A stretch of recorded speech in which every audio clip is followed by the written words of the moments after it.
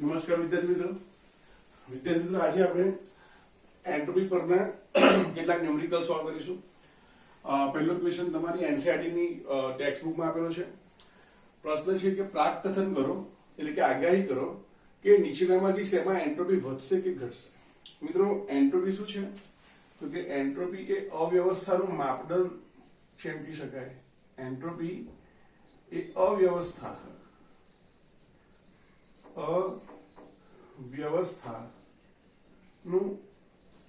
માપદંડ દર્શાવે છે। એટલે કે જેમ અવ્યવસ્થા વધારે તેમ એન્ટ્રોપી વધારે, જેમ અવ્યવસ્થા ઓછી તેમ તો કે એન્ટ્રોપી ઓછી। સામાન્ય રીતે ઘટક કણોની સંખ્યા વધારે એન્ટ્રોપી વધારે, અથવા ઘટક કણોની ગતિ ઉર્જા વધે અથડામણ વધે તો અસ્તવ્યસ્તતા વધે, એન્ટ્રોપી વધે। બરાબર છે। તો યાદ રાખો કે સંખ્યા વધે અથવા તેની ગતિમાં વધારો થાય તો એન્ટ્રોપી વધે, તેનાથી ઉલટું થાય તો એન્ટ્રોપી ઘટે, અવ્યવસ્થા ઘટે। તો પહેલો પ્રશ્ન છે પ્રવાહી જ્યારે ઘનમાં સ્ફટિકીકરણ પામે છે ત્યારે એન્ટ્રોપીમાં શું ફેરફાર થશે। મિત્રો પ્રવાહી છે, પ્રવાહીની અંદર તો કે અણુ કેવા છે, દૂર દૂર છે, બરાબર છે આ રીતે, પરંતુ તેનું સ્ફટિકીકરણ થાય છે। સ્ફટિકીકરણ એટલે શું થયું, તેનું ઘનમાં રૂપાંતરિત થવું, અને ઘનમાં રૂપાંતર થાય ત્યારે આ બધા કણો કેવા થઈ જાય તો કે એકબીજાની ખૂબ જ નજીક આવી જાય, બરાબર છે। તો કહી શકાય કે પ્રવાહીમાંથી જ્યારે ઘનમાં સ્ફટિકીકરણ થતું હોય, પ્રવાહીમાંથી જ્યારે ઘનમાં રૂપાંતર થાય છે, બરાબર છે, તે દરમિયાન શું થાય છે તો કે તે દરમિયાન તો કે જે કણો છે એ ક્રમબદ્ધ રીતે ગોઠવાય છે। કણો અથવા અણુઓ ક્રમબદ્ધ રીતે ગોઠવાય છે। તેથી અવ્યવસ્થા કેવી થાય, તેથી અવ્યવસ્થા ઘટે છે, તેથી એન્ટ્રોપી કેવી થશે, એન્ટ્રોપી વધે છે। હવે અહીંયા શું કહે છે, કોઈ સ્ફટિકમય ઘન પદાર્થ છે, બરાબર, ધારો કે આ ઘન પદાર્થ છે, આ રીતે કોઈ ઘન પદાર્થ છે। હવે એનું તાપમાન અત્યારે 0 કેલ્વિન તાપમાને છે। હવે એનું તાપમાન શું થાય છે, વધારો, -273 ડિગ્રી સેલ્સિયસ તાપમાનથી તાપમાન કેટલું વધારે છે આપણે તો કે 115 કેલ્વિન, બરાબર છે। તો શું થશે, એના વચ્ચેના અંતરમાં કોઈ ખાસ વધારો નહીં થાય, પરંતુ અહીંયા કંપન શું થશે, કંપન અથવા શું કહેવાય આંદોલન, એમાં શું થશે, વધારો થશે, આંદોલન વધશે, બરાબર છે। નજીક નજીક ગોઠવાયેલા હોય, બરાબર છે, એટલે એની ગતિમાં કોઈ ફેરફાર ના થાય, બરાબર છે, એ તો એકબીજા સાથે જકડેલા છે, પણ એમાં આંદોલન વધશે, તેથી એન્ટ્રોપી કેવી થશે, એન્ટ્રોપી વધશે। સિમ્પલ યાદ રાખો ને કે તાપમાન વધે, બરાબર છે, ત્યારે પ્રણાલીની એન્ટ્રોપી કેવી થાય, પ્રણાલીની એન્ટ્રોપી વધે। એના પછીની વાત કરીએ તો અહીંયા આપણને ઘન પદાર્થ આપણું છે સોડિયમ બાયકાર્બોનેટ, બરાબર છે, અને અહીંયા તમે જુઓ તો સોડિયમ કાર્બોનેટ એટલે કે વોશિંગ સોડા, આ ખાવાનો સોડા છે, આ ધોવાનો સોડા છે, તો એમાંથી શું થાય, કાર્બન ડાયોક્સાઇડ અને પાણી છૂટું પડે છે। મિત્રો આ પ્રક્રિયામાં પણ શું છે અહીંયા તો કે અહીંયાને ગરમ કરવામાં આવે, નથી આપેલું પણ આપણને ખબર જ છે કે ભાઈ ગરમ કરવું પડે, સારું, પણ યાદ રાખો કે દરેક વખતે ગરમ કરવાથી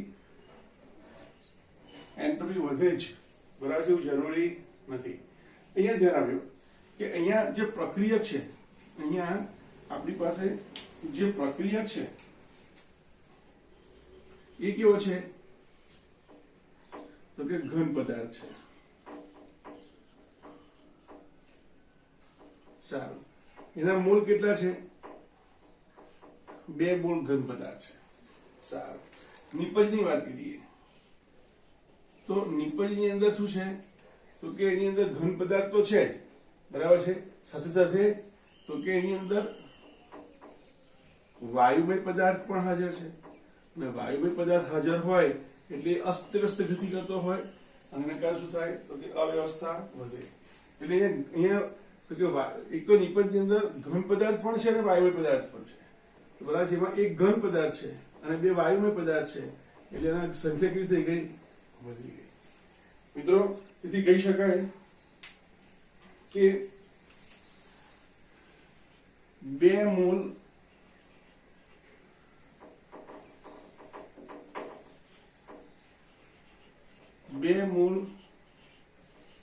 ઘન પદાર્થ માંથી બરાબર છે 1 મોલ ઘન પદાર્થ અને 2 મોલ વાયુમય પદાર્થ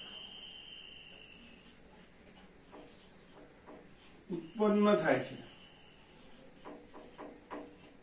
બરાબર છે આમ એક તો સંખ્યા વધે છે અને બીજું ઘનમાંથી વાયુમાં બરાબર છે રૂપાંતર થાય છે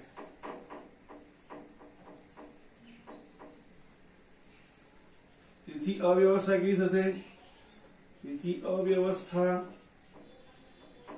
વધે તો એન્ટ્રોપી કેવી થાય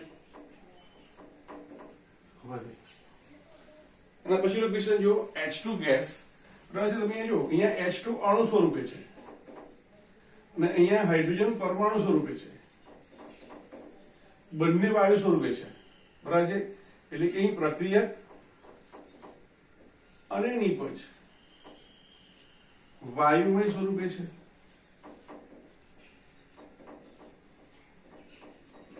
ઉપરાંત નિપજમાં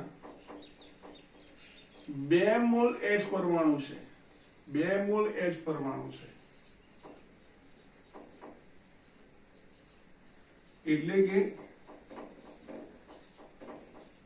વાયુમય કણોની સંખ્યા વધે છે વાયુમય કણોની સંખ્યા વધે છે સંખ્યા વધે તો અસ્તવ્યસ્તતા અવ્યવસ્થા શું થાય વધે અને અવ્યવસ્થા વધે તો એન્ટ્રોપી કેવી થાય વધે વધે ને વધે એના પછીનો ક્વેશ્ચન જો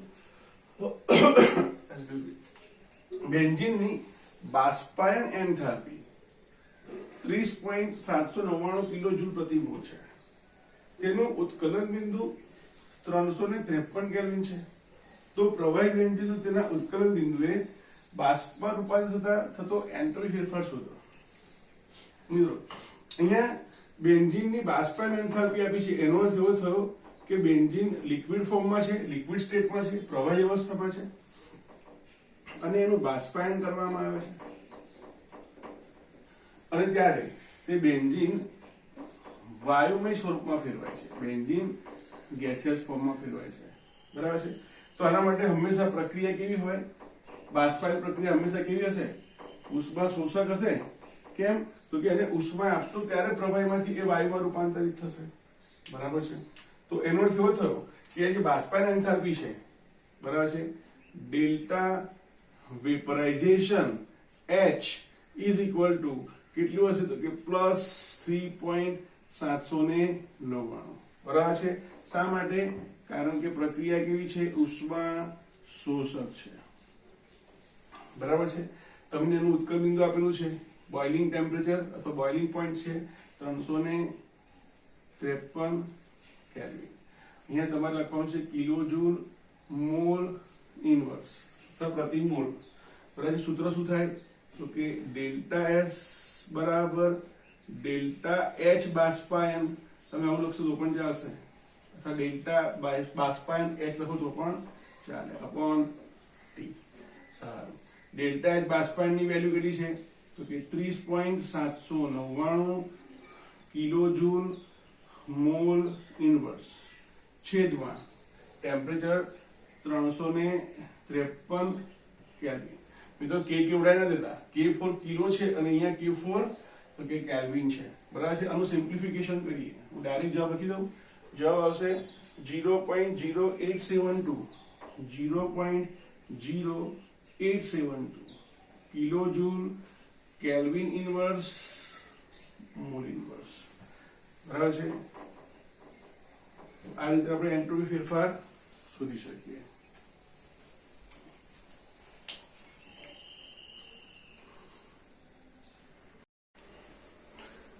મિત્રો બીજા કેટલાક પ્રોબ્લેમ સોલ્વ કરીએ. અહીંયા પ્રશ્ન આપ્યો છે કે 373 કેલ્વિન તાપમાને 3 મોલ પાણીને ઉકાળીને તે જ તાપમાન ધરાવતી બાષ્પમાં રૂપાંતરિત કરવામાં આવે છે. બાષ્પમાં રૂપાંતર થવાની પ્રક્રિયાને બાષ્પાયન પ્રક્રિયા અથવા બાષ્પીભવનની પ્રક્રિયા કહીએ છીએ. તો તે દરમિયાન થતો પ્રણાલીમાં થતો એન્ટ્રોપી ફેરફાર શોધવાનો છે. પ્રણાલીમાં થતો એન્ટ્રોપી ફેરફાર શોધવાનો છે. પાણીની આણ્વીય બાષ્પાયન એન્થાલ્પી 406.68 કિલોજૂલ પ્રતિ મોલ છે. મિત્રો બાષ્પાયન એન્થાલ્પીનો અર્થ શું થયો? ડેલ્ટા વેપરાઇઝેશન H બરાબર છે, એ તમને આપી દીધેલી છે. બરાબર, અહીંયા તમને બોઇલિંગ ટેમ્પરેચર આપી દીધેલું છે. અહીંયા તમે જુઓ, અહીંયા થાય છે શું? તો કે અહીંયા H2O જે પ્રવાહી અવસ્થામાં છે એ શેમાં રૂપાંતરિત થાય છે? H2O ગેસિયસ ફોર્મમાં.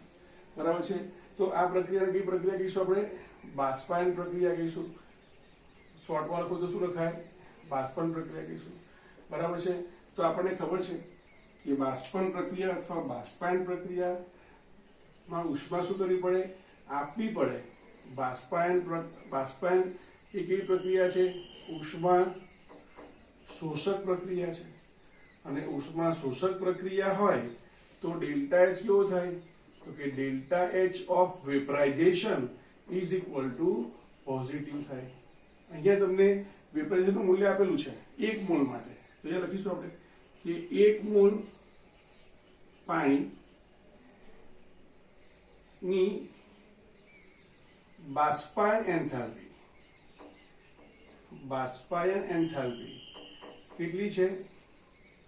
તો કે પ્લસ 406.68 કિલોજૂલ મોલ ઇન્વર્સ. અહીંયા આપણને 3 મોલ પાણી કીધેલું છે. તો 3 મોલ પાણી માટે બાષ્પાયન એન્થાલ્પી નામ લખી શકાય ડેલ્ટા H વેપરાઇઝેશન. આવું લખો તો પણ ચાલે. ઇઝ ઇક્વલ ટુ શું થશે? તો કે ઇઝ ઇક્વલ ટુ 3 મોલ ગુણ્યા 406.68 કિલોજૂલ. 3 મોલ અને મોલ ઇન્વર્સ ઉડી જશે. Mall into mall inverse. બરાબર છે. તો અહીંયા શું થશે? 8 તારી 2404 વધી 2 6 તારી 18 2 20 216 વધી 2 6 તારી 18 2 20 તો 20 2 58 અને 4 તારી 12. બરાબર છે. તો આપણને આટલા કિલોજૂલ ઉષ્માની જરૂર પડશે. ચાલો, હવે આપણે એન્ટ્રોપી ફેરફાર શોધવો છે. તો સૂત્ર શું છે આપણી પાસે? તો કે ડેલ્ટા S બરાબર ડેલ્ટા S સિસ્ટમ પ્રણાલી. બરાબર છે. પણ અહીંયા કઈ પ્રક્રિયા છે? વેપરાઇઝેશનની પ્રક્રિયા છે ને. તો આપણે અહીંયા વેપરાઇઝેશન લખો અથવા ગુજરાતીમાં લખો બાષ્પાયન. બરાબર શું થશે એ ગાડી? તો કે ડેલ્ટા H બાષ્પાયન છેદમાં temperature in kelvin. Just values મૂકો. તો અહીંયા આપણે લખીશું પ્લસ 1220.04 કિલોજૂલ છેદમાં ટેમ્પરેચર કેટલું આપેલું છે આપણને? 373. અહીંયા કેલ્વિન ઉડાવતો નહીં. બરાબર છે. અહીંયા આપણો આન્સર શેમાં આવશે? કિલોજૂલ પ્રતિ કેલ્વિન ઇનવર્સ. બરાબર છે. એનું મૂલ્ય 3 ચોક 12 એટલે આશરે 4 ની સમથિંગ આવવી જોઈએ. બરાબર છે. એ આન્સર આવશે આપણો, સીધો લખી દઈએ અત્યારે. આન્સર આવશે આપણો 3.271 પ્લસ 3.271 કિલોજૂલ કેલ્વિન ઇનવર્સ. બીજો ક્વેશ્ચન જોઈએ મિત્રો. અહીંયા શું કહે છે? આપણને આયનનો ઓક્સાઇડની પ્રક્રિયા આપી છે. આયનની ઓક્સિજન સાથેની પ્રક્રિયાથી ફેરિક ઓક્સાઇડ બને છે. Fe2O3 સોલિડ બને છે. એના માટે તમને એન્ટ્રોપી ફેરફાર આપેલો છે. એટલે કે તમને આ પ્રક્રિયા માટે પ્રણાલીનો એન્ટ્રોપી ફેરફાર કેટલો છે? -549.4 જૂલ પ્રતિ કેલ્વિન પ્રતિ મોલ. બરાબર છે. પ્રક્રિયા 298 કેલ્વિન તાપમાને કરીએ છીએ. મિત્રો અહીંયા પ્રણાલીનો ડેલ્ટા S કેવો છે? ઋણ છે. છતાં પણ પ્રક્રિયા આપમેળે થાય છે. છતાં પણ શા માટે પ્રક્રિયા સ્વયંસ્ફુરિત છે? બરાબર છે. આપણે જણાવવાનું છે. અહીંયા પ્રક્રિયા એન્થાલ્પી તમને આપી દીધેલો છે મિત્રો. તો તો તમે જુઓ અહીંયા તમને પહેલા તો ડેલ્ટા એસ સિસ્ટમ આપી દીધેલું છે, ડેલ્ટા એસ સિસ્ટમ લખો અથવા પ્રણાલી લખો. એ કેવું છે -549.4 જૂલ પ્રતિ કેલ્વિન પ્રતિ મોલ. બરાબર છે. તો અહીંયા લખી શકાય કે પ્રણાલીની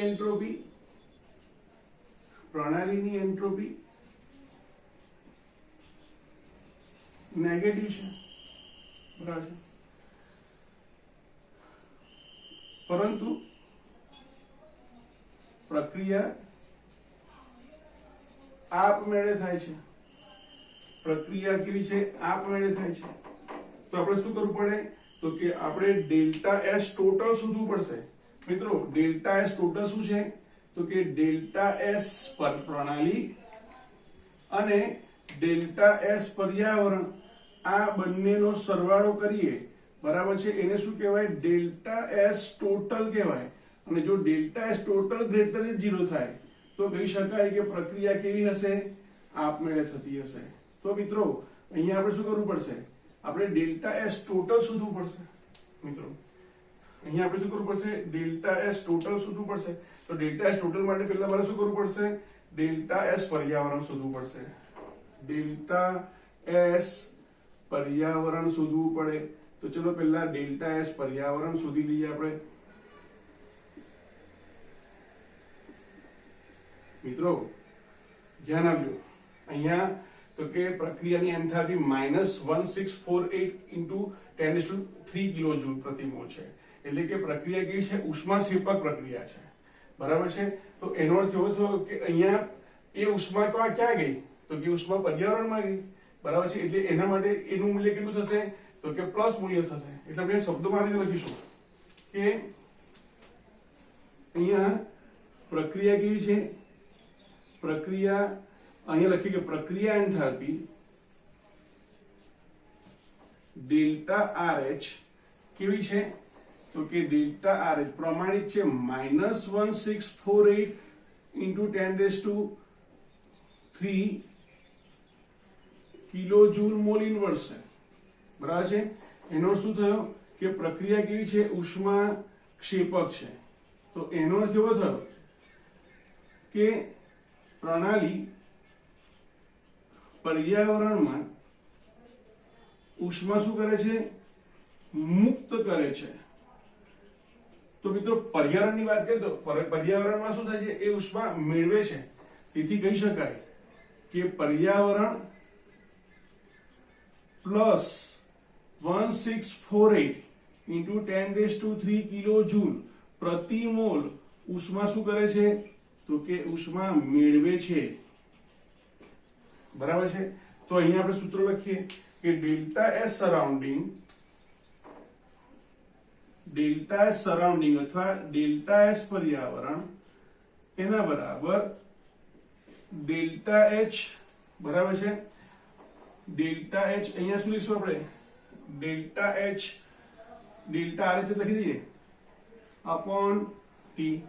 ચલો ડેલ્ટા RH નું મૂલ્ય હવે કેટલું થશે? પોઝિટિવ થશે. કેટલું થશે? તો કે +1648 × 10⁻³ કિલોજૂલ મોલ ઇન્વર્સ છેદમાં ટેમ્પરેચર. ટેમ્પરેચર કેટલું છે? 298. એટલે આશરે 300 લઈ લો અને એને સિમ્પ્લિફિકેશન કરો તો 3 અહીંયા 100 છે, 2 0 ને અહીંયા ઉડાડી દો અને 3 વડે એને ભાગી દો તો આપણને આન્સર કેટલો મળશે? સીધો લઈ લઈએ આપણે. તો તે વખતે આપણને આન્સર મળશે 5530 કિલોજૂલ કેલ્વિન ઇન્વર્સ મોલ ઇન્વર્સ. મિત્રો હવે આપણે ડેલ્ટા એસ ટોટલ શોધવાનું છે. તો delta S total is equal to delta S પ્રણાલી વત્તા ડેલ્ટા એસ પર્યાવરણ. તો પ્રણાલીની વેલ્યુ નેગેટિવ છે. કેટલી છે? ડેલ્ટા એસ પર્યાવરણ પ્રણાલી માટે -549.4 વત્તા ડેલ્ટા એસ અહીંયા 5530 કિલોજૂલ પ્રતિ મોલ છે. તો આ 5500 છે, આ ખાલી 500 છે. તો સીધું લખી શકાય કે ડેલ્ટા એસ ટોટલ કેવો થશે? Delta S total is greater than 0.